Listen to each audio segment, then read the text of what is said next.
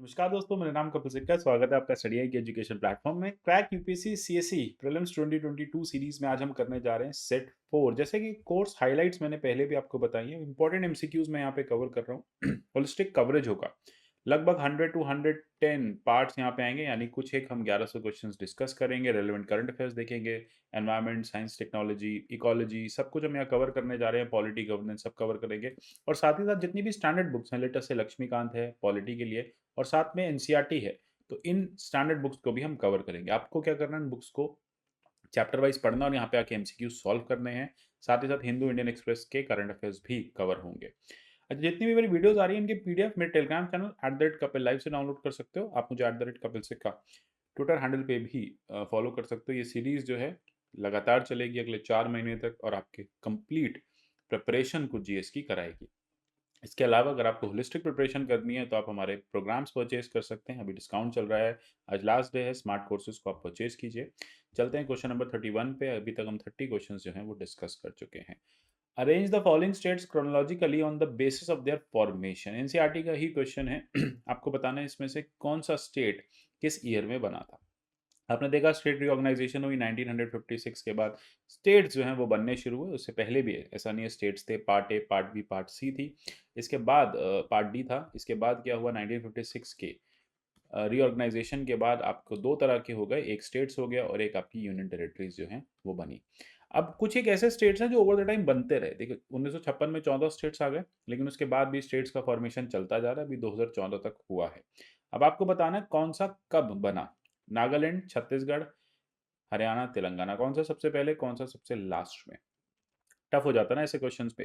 क्या कर सकते हैं, ऐसे क्वेश्चंस को ना हम एलिमिनेशन से सॉल्व करने की कोशिश करते हैं। ये तो देखो हमें पता है लास्ट में सबसे पहले, सबसे बाद में बना है तेलंगाना, और 2000 में बना है छत्तीसगढ़। इतना तो याद ही होगा, है ना। इसके बीच के ये दोनों के बारे में हमें नहीं पता, 1 और 3 हमें नहीं पता, लेकिन हाँ 2 और 4 की हमें क्लैरिटी है। तो 2 और 4 के हिसाब से आप देखेंगे आपके पास जो बचेंगे एलिमिनेशन से वो ये बचेंगे। अब आपको या तो 1 पहले लगाना है, फिर 3 लगाना है, या फिर आपको 3 लगाना है या 1 लगाना है। देखो नागालैंड बना था 1961 62 में, 60 में।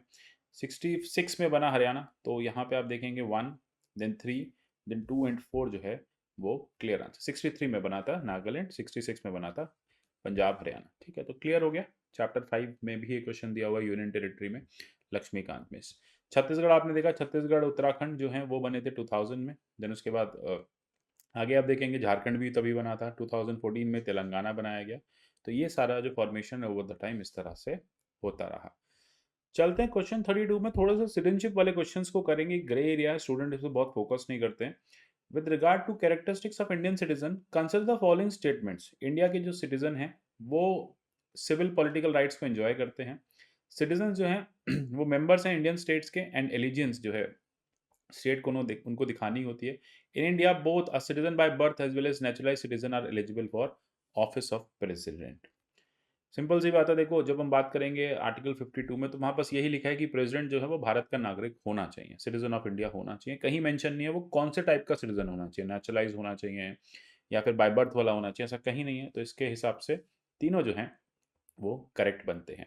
तो सबसे पहली बात है कि आप जब सिटीजन होते हैं तो आपको सिविल पॉलिटिकल राइट दोनों मिलते हैं। ये आपने कहाँ मिलेंगे, आपको मिलेंगे पार्ट 3 ऑफ द कॉन्स्टिट्यूशन में, फंडामेंटल राइट्स में। साथ ही साथ आपको भारत के कॉन्स्टिट्यूशन की तरफ, भारत के सरकार की तरफ एक एलिजेंस आप ओ करते हैं। और उसके बाद जो भारत के प्रेसिडेंट है वो भारत के सिटीजन होने चाहिए। ये मटेरियल है वो किस तरह से बने। चलते हैं। India has borrowed the notion of single citizenship from which of the following. किससे सिंगल सिटीजनशिप जो है वो ली गई थी। Canadian constitution, government of India act, Weimar constitution, British constitution. D, हम इस तरह की चीज़ें हमने ब्रिटेन से ली थी। ब्रिटिश कॉन्स्टिट्यूशन जो है इसका राइट आंसर है। जबकि आप देखेंगे यूएस और स्विस की जो कॉन्स्टिट्यूशन है वो दो तरह की सिटीजनशिप अलाउ करते हैं। ब्रिटिश और इंडियन जो कॉन्स्टिट्यूशन है वो सिंगल सिटीजनशिप की बात करते हैं। अगला देखना है, which of the following authorities can prescribe residence within a state or union territory as a condition for certain employments or appointments. अब यहाँ पे बात हो रही है कि हमें लेटेस्ट से अपॉइंटमेंट्स देनी है, तो अपॉइंटमेंट्स के लिए रेजिडेंस जो है वो एक क्राइटेरिया होना चाहिए। ठीक है, ये कहाँ पे लिखा है, ये लिखा है आर्टिकल 16 में। इतनी बात मैं आपकी क्लियर कर देता हूँ, यहाँ से कंफ्यूजन दूर हो गई। अब आपको बताना है किस अथॉरिटी के पास पावर है कि वो इस तरह के लॉज ला सकती है। तो आपको 16 की लैंग्वेज याद होगी कि पार्लियामेंट बाय लॉ, ठीक है। तो पार्लियामेंट जो है वो ऐसा लॉ बना सकती है जिसको लेके किसी एम्प्लॉयमेंट में, किसी गवर्नमेंट एम्प्लॉयमेंट में एक एलिजिबिलिटी क्राइटेरिया रेजिडेंस डाला जा सकता है, ठीक है, कि वो पर्सन वहां का नागरिक होना चाहिए। इस तरह की चीजें जो है वो पार्लियामेंट कर सकती है। आगे चलते हैं, Indian citizenship compulsory terminated bye, ठीक है, इंडिया की जो सिटीजनशिप है वो कंपलसरी टर्मिनेट हो जाती है डिप्रीवेशन से। किस किस कॉन्टेक्स्ट में डिप्रीवेशन से आप या आप डिप्राइव्ड ऑफ किए जा सकते हैं सिटीजनशिप से? अगर आप किसी और दुनिया देश की सिटीजनशिप एक्वायर कर लेते हैं, अगर आपने सिटीजनशिप बाय फ्रॉड ली है, अगर आपने भारत के संविधान को डिसलॉयल्टी, मतलब डिसलॉयल्टी जो है प्रैक्टिस की है। देखो पहली बात आ जाती है डिप्रीवेशन किस कॉन्टेक्स्ट में होगा। किसी पर्सन ने भारत की सिटीजनशिप ली हुई है तो उसको कहा जाता है कि आप ये जो सिटीजनशिप ले रहे हैं तो पहले तो आपके डॉक्यूमेंट जेन्युइन होने चाहिए, आप फ्रॉड ना करें। दूसरी बात है, आप जितने समय भारत में रहेंगे, भारत के नागरिक बन के रहेंगे, भारत के संविधान की तरफ आपको लॉयल्टी दिखानी है। ये नहीं कि आप पाकिस्तान से आए, आपने भारत की सिटीजनशिप ले ली और आप पाकिस्तान के कॉन्स्टिट्यूशन की ही करते हैं, तो वो गलत हो जाता है। अब यहाँ पे आपको बताना है कि इसमें से कौन कौन से प्रोविजंस जो हैं वो डिप्रीवेशन को में दिए हुए हैं। तो इनकरेक्ट है यहाँ पे, ठीक है, सिलेक्ट द इनकरेक्ट आंसर। कौन सा इनकरेक्ट है?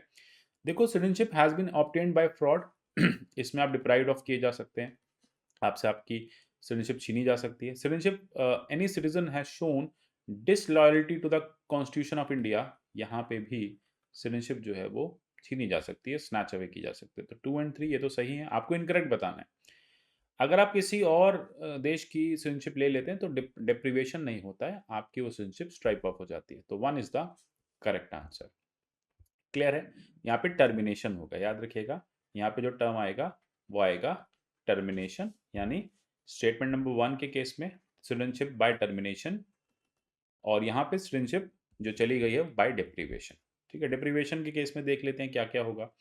फ्रॉड से आपने सिटीजनशिप एक्वायर की थी, डिसलॉयल रहे हैं आप भारत के संविधान को लेके, आपने अनलॉफुली कुछ ट्रेड किया है, कुछ कम्युनिकेशन, कुछ ऐसी सीक्रेट्स जो है वो पाकिस्तान को या किसी और देश को बेच दिए हैं। ठीक है, सिटीजनशिप जो है 5 साल रजिस्ट्रेशन के बाद, लगभग 5 साल हुआ ही नहीं थे अभी, उसको इम्प्रिजनमेंट मिल गई, तो इन केसेस में आपसे सिटीजनशिप ली जा सकती है, डिप्राइव्ड ऑफ किया जा सकता है। चलते हैं, citizenship amendment act 2019 will not apply to which of the following areas. याद होगा आपको 2019 में जब सीए आया है तो काफ़ी ज़्यादा हल्ला भी हुआ था।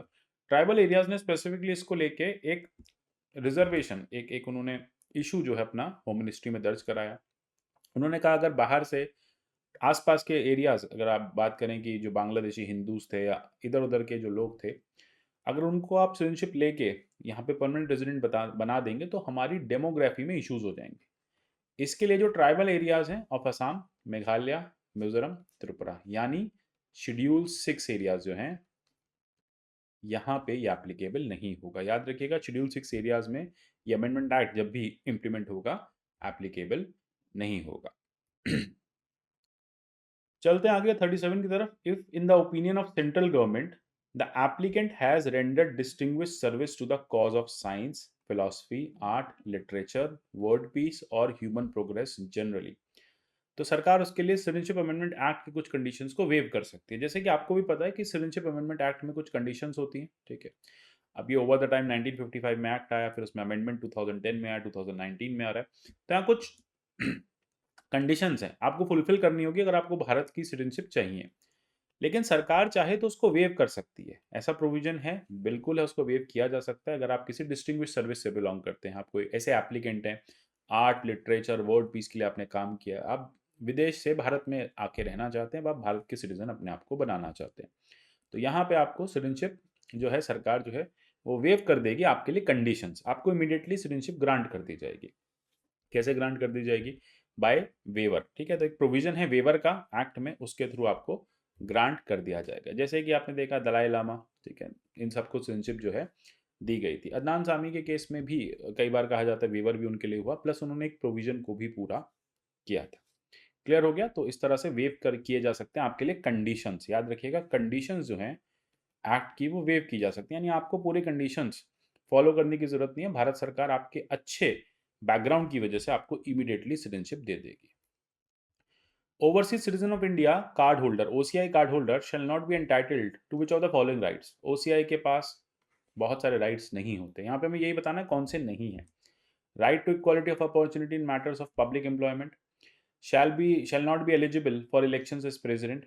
दोनों बातें यहाँ आपको यहाँ पे बताना, which of the following is incorrect. OCI card holder को जैसे आपको पता होगा वो इलेक्शन में पार्टिसिपेट नहीं कर सकते, सरकारी नौकरी में नहीं आ सकते, ठीक है। इलेक्शन ऑफ प्रेसिडेंट में नहीं कर, मतलब प्रेसिडेंट के इलेक्शन में वो नहीं आ सकते, एलिजिबल नहीं हो सकते। तो ये दोनों ही चीज़ें ठीक है, आपको बताना इनकरेक्ट, तो कोई भी इनकरेक्ट नहीं है, दोनों करेक्ट हैं। जैसे कि वाइस प्रेसिडेंट के इलेक्शन में भी एलिजिबल नहीं है, जज के लिए भी एलिजिबल नहीं है, हाई कोर्ट के जज के लिए भी एलिजिबल नहीं है, वोटर के लिए भी वोटिंग राइट्स भी नहीं है ओसीआई कार्ड होल्डर्स को। फिर उसके बाद राज्यसभा मेंबर नहीं बनेंगे, लोकसभा मेंबर नहीं बनेंगे, लेजिस्लेटिव असेंबली के मेंबर नहीं बनेंगे, यूपीएससी के मेंबर नहीं बनेंगे, सेंट्रल गवर्नमेंट सर्विसेज में नहीं जाएंगे। क्लियर हो गया होगा। चलते हैं क्वेश्चन 39 की तरफ। With regard to public interest litigation, consider the following statements. It is borrowed from American judicial system. American judicial system से हमने बोरो किया है किसको? पीआईएल को। It can be filed in any court of justice. किसी भी court of justice में file कर सकते हैं? बताइए। नहीं ना। सुप्रीम कोर्ट और हाई कोर्ट में ही कर सकते हैं, लोअर कोर्ट्स में आप नहीं जा सकते पीआईएल फाइल करने। Concept of PIL is provided under fundamental rights of the constitution. बिल्कुल भी नहीं।